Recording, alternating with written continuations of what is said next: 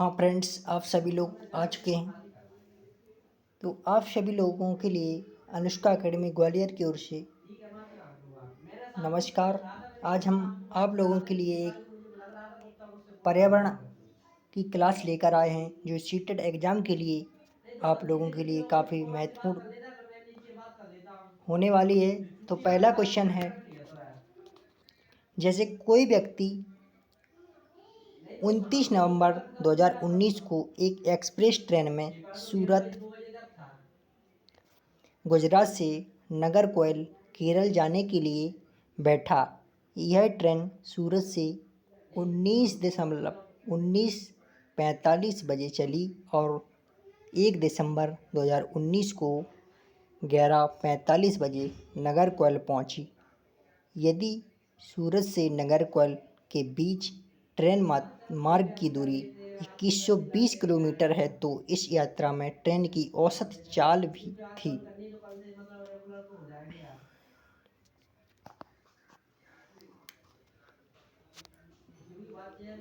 Speed यानी दूरी बटे समय।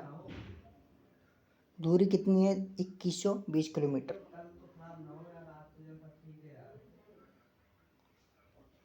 यानी 53 किलोमीटर इसका आंसर है।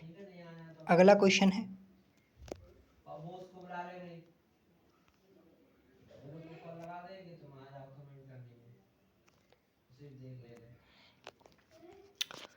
निम्नलिखित में से कौन सा अंतर्राष्ट्रीय ख्याति प्राप्त वेट लिफ्टर है? निम्नलिखित में से कौन सा अंतर्राष्ट्रीय ख्याति प्राप्त वेट लिफ्टर है? कर्णम मल्लेश्वरी। कौन है कर्णम मल्लेश्वरी?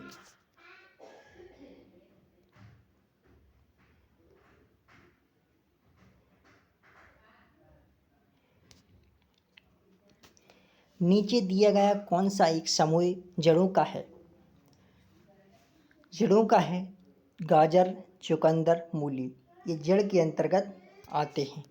ये सभी जड़ें होती हैं जो मनुष्य भोजन के रूप में उपयोग करता है।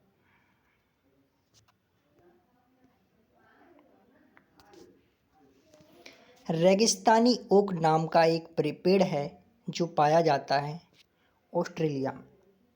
रेगिस्तानी ओक नाम का एक पेड़ है, कहाँ पाया जाता है? ऑस्ट्रेलिया। इस पेड़ के तने में पानी एकत्रित होता है।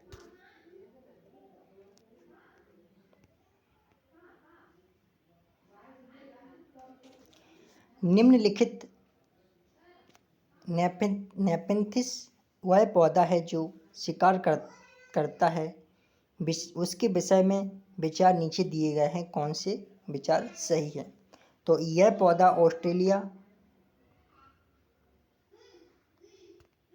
ऑस्ट्रेलिया, इंडोनेशिया और भारत में पाया जाता। ये सत्य है। और इसका आकार घड़े जैसा होता है और इसका मुंह एक पत्ती से ढका होता है। आंसर इसका है ए और बी, दोनों ही इसके सही।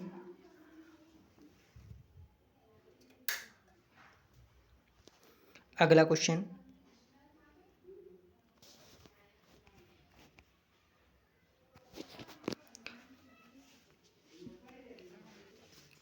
भारत की आज़ादी से पहले महात्मा गांधी ने जिस दांडी के समुद्र तट तक अपनी प्रसिद्ध यात्रा की थी वह भारत के नीचे दिए गए किस राज्य में स्थित है?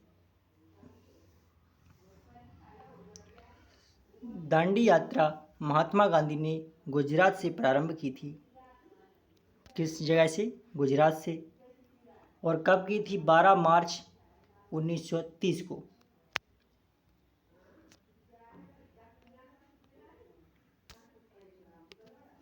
उच्च ज्वर, तेज बुखार के साथ कंपकपी जिसका उपचार सिनकोना पेड़ की छाल से किया जा सकता है वह है मलेरिया।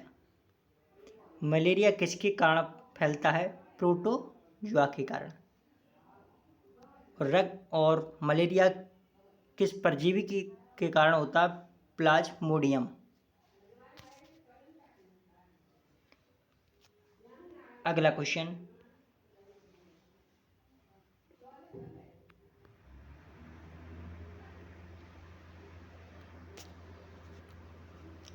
किसी डॉक्टर का घर एक्स पर स्थित है तथा उसका अस्पताल वाई पर स्थित है। डॉक्टर के घर से अस्पताल जाने के लिए कोई सीधी सड़क नहीं है, अतः डॉक्टर पहले ए पर जाते हैं जो एक्स के ठीक पूर्व में 600 मीटर की दूरी पर है। फिर वह बी पर जाते हैं जो ए के ठीक दक्षिण में 450 मीटर की दूरी पर है। फिर वह सी पर जाते हैं जो बी के ठीक पश्चिम में 120 मीटर की दूरी पर है, और अंत में वह बाय पर अपने अस्पताल पहुंचते हैं जो सी के ठीक उत्तर में 90 मीटर दूरी पर है। तो अस्पताल के सापेक्ष डॉक्टर के घर की दूरी बताना है उत्तर से पश्चिम।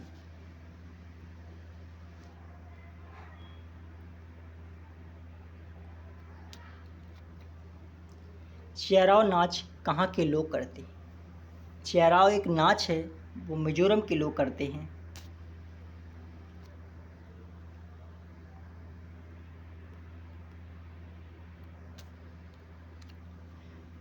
तमिलनाडु के निकटवर्ती राज्य हैं आंध्र प्रदेश, केरल, कर्नाटक। तमिलनाडु के निकटवर्ती राज्य हैं आंध्र प्रदेश, केरल, कर्नाटक।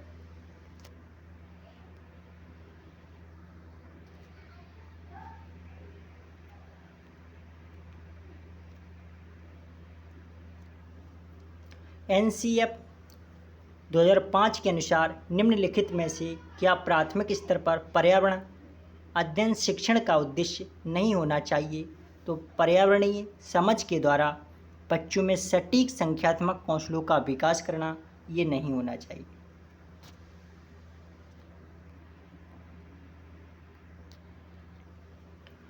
पर्यावरण अध्ययन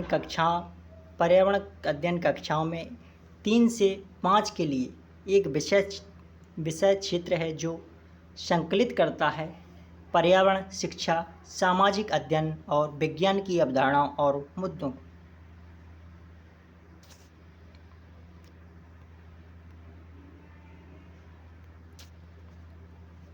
निम्नलिखित में से क्या पर्यावरण अध्ययन के संदर्भ में सही है? निम्नलिखित में से क्या पर्यावरण अध्ययन के संदर्भ में सही है? तो 1 से 2 की कक्षाओं के लिए भाषा और गणित के माध्यम से पर्यावरण अध्ययन पढ़ाया जाता है।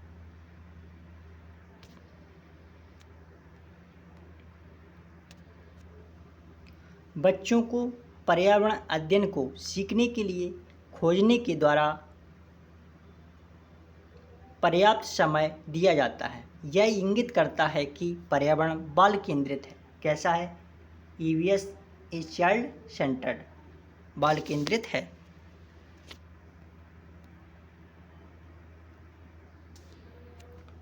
अगला प्रश्न है, निम्नलिखित में से कौन सा पर्यावरण अध्ययन पाठ्यक्रम के सुझावित प्रकरणों का उप प्रकरण है?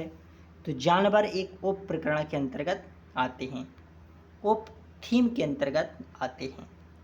परिवार, भोजन और हम चीज़ें कैसे बनाते, ये थीम के अंतर्गत आते हैं।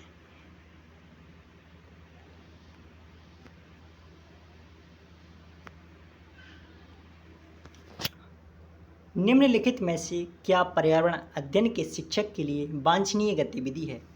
तो विभिन्न कक्षाओं के बहुसांस्कृतिक क्षेत्रों को संबोधित करना।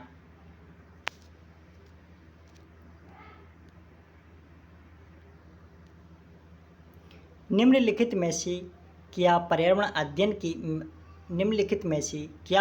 अध्ययन में बच्चों के द्वारा ज्ञान की रचना में महत्वपूर्ण है? बच्चों का सक्रिय भाग लेना, बच्चों के समुदाय के सदस्य, पर्यावरण अध्ययन की पाठ्यपुस्तक। ABC इसका आंसर है। अगला प्रश्न, बच्चों को पर्यावरण अध्ययन सीखने में प्रभावशाली तरीके से जोड़ा जा सकता। बच्चों को पर्यावरण अध्ययन सीखने में प्रभावशाली तरीके से जोड़ा जा सकता है वृत्तांत और कहानियों के द्वारा।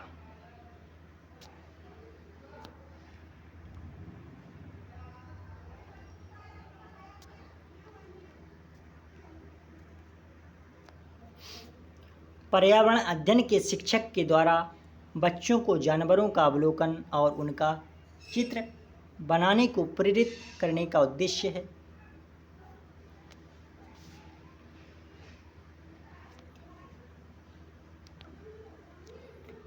पर्यावरण अध्ययन के शिक्षक के द्वारा बच्चों को जानवरों का अवलोकन और उनका चित्र बनाने को प्रेरित करने का उद्देश्य है।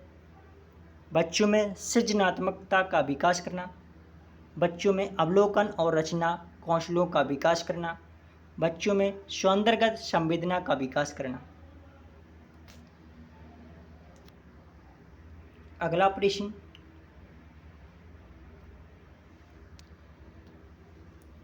पर्यावरण अध्ययन में शिल्पकला और चित्रकला को समूह में करके सीखने पर बल दिया जाता है, क्योंकि समूह में सीखना सहपाठी द्वारा सीखने को प्रोत्साहित करता है। समूह में सीखना सहपाठी द्वारा सीखने को प्रोत्साहित करता है और समूह में सीखना कक्षा में सामाजिक अंतःक्रिया को बेहतर करता है। अगला प्रश्न,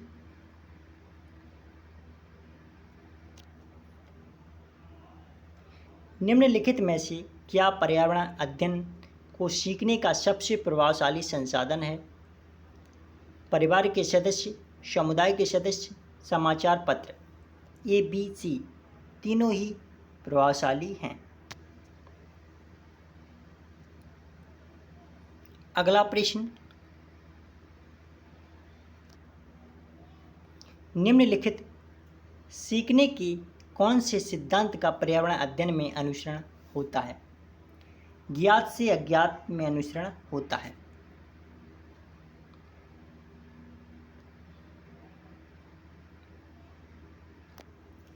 निम्नलिखित में से कौन सा पर्यावरण अध्ययन में सीखने का रचनात्मक आकलन का साधन नहीं है?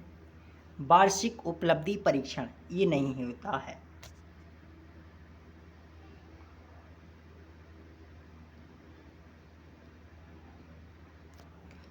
निम्नलिखित में से किसको पर्यावरण अध्ययन में बच्चों के आकलन में दूर करना चाहिए? बच्चों के उत्तरों को सही या गलत में आंकना, इसे दूर करना चाहिए बालकों को।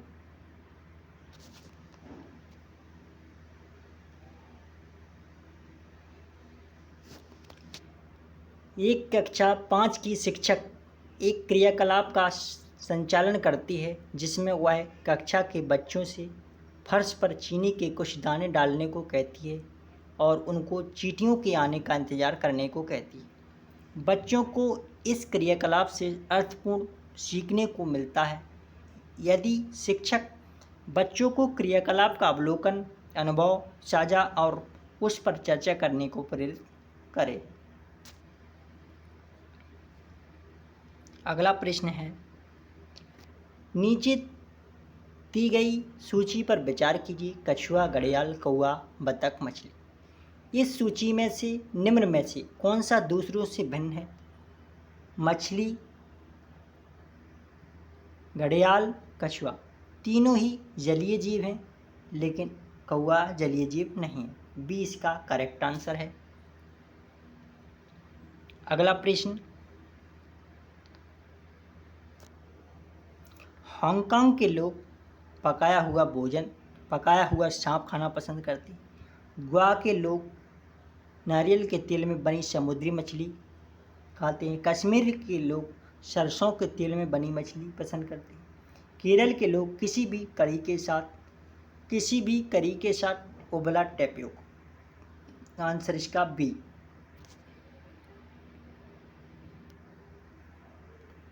अगला प्रश्न,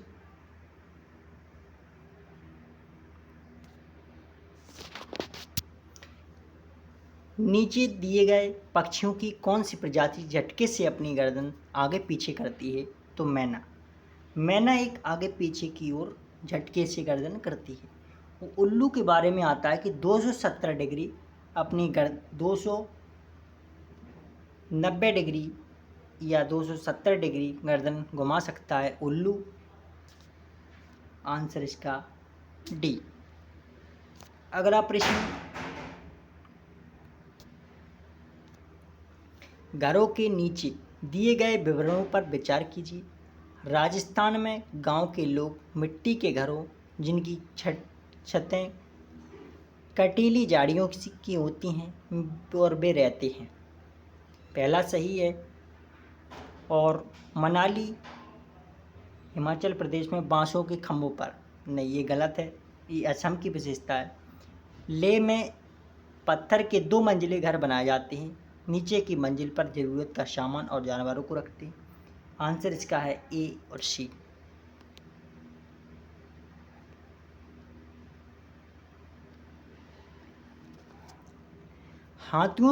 हाथियों के विषय में नीचे दिए गए कथनों पर विचार कीजिए। इन्हें पानी और कीचड़ में खेलना बहुत पसंद है, बहुत भाता है। इनके शरीर को ठंडक मिलती है। किसी हाथियों के झुंड में सबसे बुजुर्ग हथनी ही सभी फैसले लेती है। सी और डी और ए। हाथी बहुत कम आराम करते हैं, या एक दिन में 2 से 4 घंटे ही सोते हैं। आंसर इसका सी। आंसर कौन कौन बनेगा? सी, डी और ए। तो आज के यह 30 प्रश्न थे। तो आप सभी लोगों ने अभी तक चैनल को सब्सक्राइब नहीं किया है तो चैनल को सब्सक्राइब कर लेना। और Anushka academy Gwalior Telegram channel है, इस पर जुड़ें यहाँ पर PDF प्राप्त करने के लिए। अगले क्लास में फिर मिलते हैं, तब तक के लिए अनुष्का एकेडमी ग्वालियर की ओर से सभी लोगों को नमस्कार, शुक्रिया।